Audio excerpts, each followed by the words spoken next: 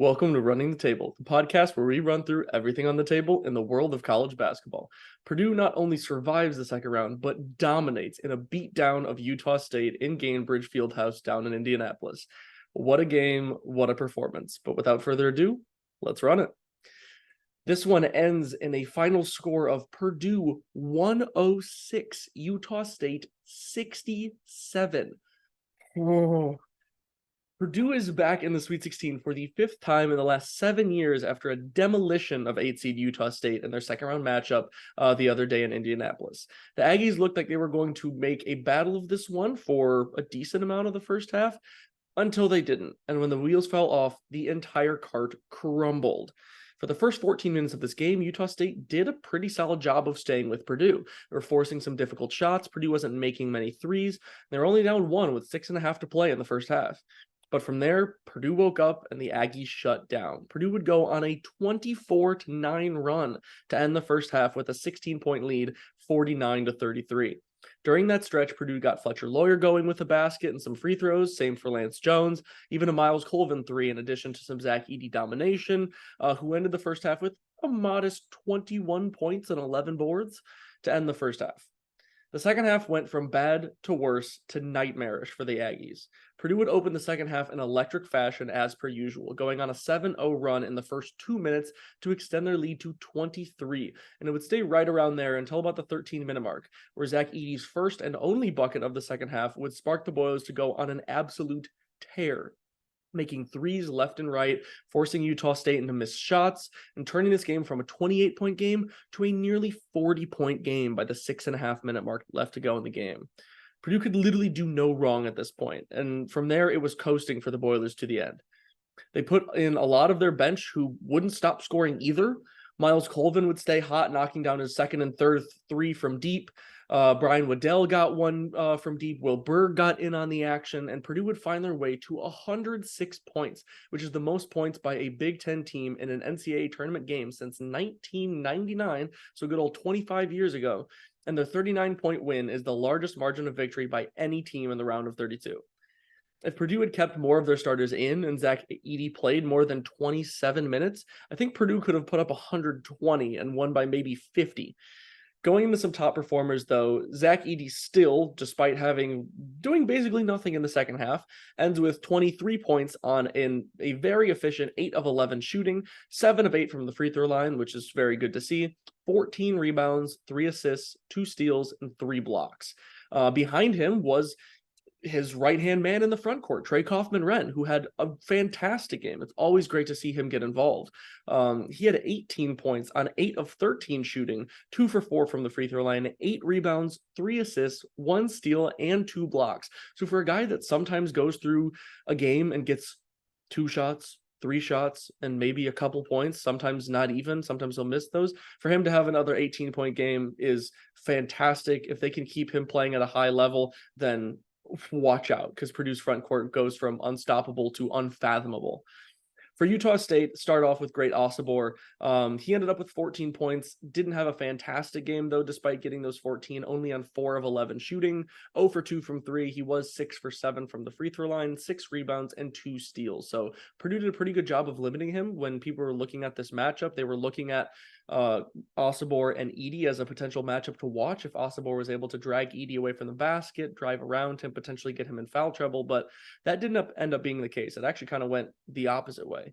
And behind him, actually off the bench, you've got Josh Udije. He ended up with 13 points on 4 of 8 shooting, 2 for 3 from 3, 3 for 4 from the free throw line, 1 assist, and 1 steal. So he was a guy that was able to come off the bench. A decent amount of his shots were in the first half, and at least a decent amount of his makes, and he provided a pretty good spark for them once Martinez stopped hitting some really difficult shots towards the beginning of that game.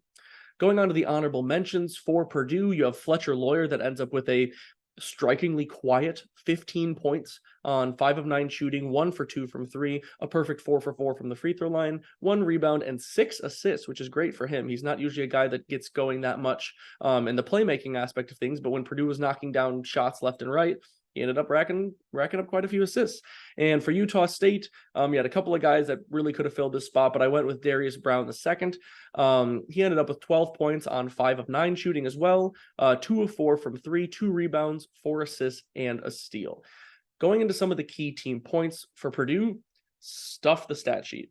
Everything was working right for the Boilers in this one, but you can also see the evidence of their effort on both ends of the floor on the stat sheet by the end of the game. They out-rebounded Utah State 49-26, 13-7 on the offensive glass, and 36-19 on the defensive glass. And they shared the ball really well, racking up 29 assists on 38 made baskets. And they kept turnovers to single digits. They ended up with 9, and even did a much better job at the free throw line than they have recently, knocking down 19 of 23, good for 82.6%. Overall, it just seemed like Purdue just wanted this one more, as well as the fact that their talent got going and Utah State really just couldn't do much to stop it. And that became evident as they pulled away fast in this one. And secondly, it's more than just Edey. A lot of people like making the argument that Purdue wouldn't be anything without Zach Edey, but this game was Exhibit A as to why that's just not true. He only ended up with 23 of Purdue's 106 points and only needing to play 27 minutes, while guys like TKR, Fletcher Lawyer, and even Cam Heide stepped up, all scoring double figures, as Purdue would shoot 56% from the floor as a team and 48% from 3. Edey still dominated, and I think he could have gone for 40 if he really wanted to, and Painter kept him in the game, but they didn't need to because guys were knocking down shots all over the floor, and even the bench guys were in the last 5 minutes. For Utah State, stick with what was working. The Aggies were scoring the ball very well in the pick and roll, attacking the mid-range, and drawing attention and kicking out for threes for a majority of the first half. Like we mentioned, those first 14 minutes where they were able to keep the game pretty close. But something shifted in their focus and approach as they left what was working so well for a while, started chucking threes, taking more contested looks, which really derailed their momentum and let Purdue jump out to their massive lead. From there, they just couldn't find that spark again in the second, where shots just weren't falling and Purdue kept steamrolling ahead. Now, it's fair to say that some of the shots they were making towards the beginning of the game just weren't that sustainable. They made some really good shots. Martinez did a fantastic job. They're making a couple of contested mid-range jumpers and even threes, but they had a decent amount of success for that. And as much as they struggled in the second half, you would think they would have tried to go back to that a little bit more. Secondly, it's bench production. Outside of Josh Udej, Utah State was in desperate need of help off the bench, and they just didn't get it. Outside of him, the rest of the Aggies bench that got in the game shot a disappointing 2 for 14 with 7 points split between a couple of guys, and that just wasn't good enough as Purdue got their starting front court into foul trouble and even some of the guards. They simply got dominated in every facet of the game by every unit in every metric. This was just one example where it was really a microcosm of Utah State's struggle throughout the game.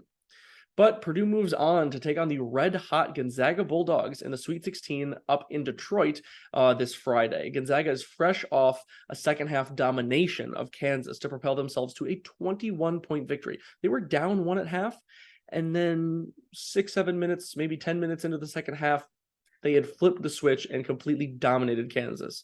I expect this one to be a battle, with Purdue beating Gonzaga by 10 in their first matchup towards the beginning of the season in the Maui Invitational, but both teams have gotten so much better since then, so it's not a good comparison of how this game might go. And for Utah State, Danny Sprinkle's first year as coach ends in a disappointing way despite a great 28-7 season. But his success did not go unnoticed, as the University of Washington actually pushed hard to hire him away from the Aggies and did succeed in doing stuff quickly after their tournament loss. So moving forward, Utah State will head to the open market to find a new head coach for their program, same spot as they were in last offseason.